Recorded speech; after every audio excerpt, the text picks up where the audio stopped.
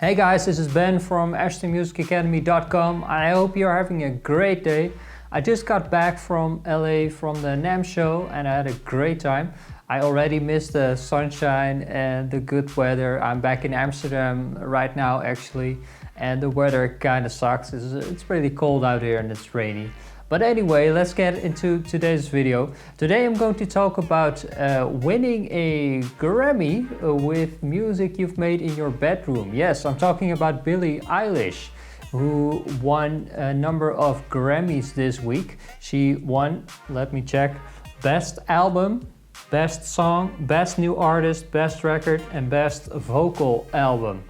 Yes, Billie Eilish, she's only 18 years old. She's the youngest female who's ever won that many Grammys in one go. So congratulations to her, great job. But the interesting thing about this huge success that Billie Eilish had with her album is that it was all recorded in a bedroom together with her brother, who is the producer of the record. And this is amazing news because this affirms that you can make Grammy-winning music with simple gear, simple equipment that everybody has access to. Everybody that has a laptop or a PC can make stuff like this that can end up winning Grammys. So that's amazing. So let's talk about some of the lessons we can learn from her and from her brother about making music in a bedroom. Why is it so successful, and why does it or doesn't it matter if you're using simple gear in a bedroom? So what is it about the music of Billie Eilish that is so successful? Well, obviously it's not that it's recorded in a huge professional studio. No, it's the creativity that's behind the music. It's the songs that makes it great. It's her voice. It's the production. So already that's kind of a lesson we can learn here, that it's not important what kind of gear you're using, as long as your song is great, as long as your voice is great, as long as the production is great. And there's a video on YouTube about the home studio that they've recorded this album in, where you can take a look at their gear, and the small bedroom is literally a bedroom. She recorded all her vocals for this album sitting on her brother's bed, just sitting down, having the microphone set up here. So the funny thing I noticed is that there were a number of times where you could see a sign that they put up on their walls. They even had like a neon light made of it, which said 10,000 hours. Now, what does this reference to? This references to the number of hours you have to put in order to be really good at something. They say you have to put in at least 10,000 hours in order for you to be really good at something. Obviously they know this, otherwise they wouldn't have put it up on their wall. They've put in the hours to be really good at their craft. And this is important because when you're really good at your craft, it doesn't really matter what kind of tools you use, but it's more what you do with those tools. So again, this demonstrates that it's not important that you buy the most expensive gear, that you use really high-end mic preamps, external compressors, have perfect room acoustics. No, it's important that you know what you're doing. Phineas O'Connell, which is the producer of the Billie Eilish album, and her older brother, actually said this in an interview. Let me read it to you. When I was starting to make music, I thought I had to pay a bunch of people to do all my things professionally, and that would be the only way I would ever have any success. It's really important for kids, and for us, I guess, to not think that there's something intangible and out of reach for them. The truth is that you just have to make a song that people like. Let me repeat that last sentence. The truth is that you just have to make a song that people like. If you have a great song, it doesn't really matter what kind of gear you're using to record it, to produce it. because the song is inherently good. You could play the song on an acoustic guitar and people would still love it. That's the sign that you have a good song. So I would say just get some basic stuff if you want to get into recording music at home, and don't really worry about what kind of gear this is.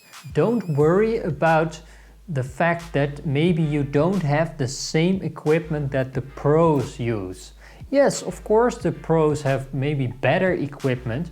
Of course it's awesome to be recording in a professional recording studio, but it's not necessary. You can make Grammy-winning music in your bedroom or in your home studio. Billie Eilish proves this. So I would say the takeaway in this huge experience in Billie Eilish, her career, is that there is nothing stopping us from making the best music possible, and that you and I can also make Grammy-winning music. You just need some basic gear. In the interview with Sinead O'Connell, from which I just quoted a few lines, he also mentions what kind of gear he's using to record this Billie Eilish music. And it's just simple stuff. It's an iMac computer, it's a Universal Audio Apollo interface, it's a simple MIDI keyboard, it's a cheap Audio-Technica microphone. It's not the most expensive one, so it's basically like a budget microphone.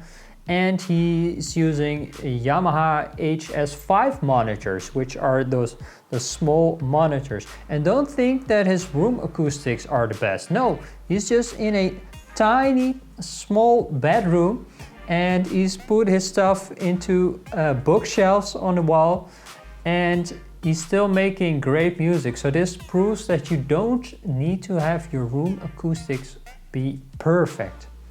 No, he's being smart about it. He knows that his acoustics aren't perfect. So what he does after he finished the song, he sends all the stems, which are the separate tracks, to a mixing engineer.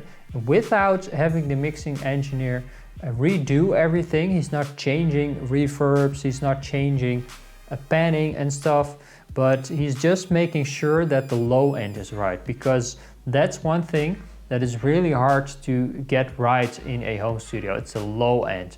So what I would recommend is to try to get your low end as good as possible and listen to a lot of different reference tracks, because those reference tracks probably are mixed in an acoustic environment that's good.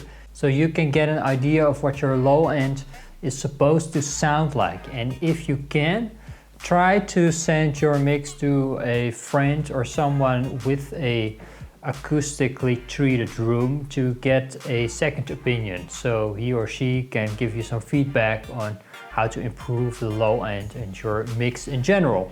So this hopefully sets the bar for us home studio producers, home studio musicians, to make music that is Grammy worthy.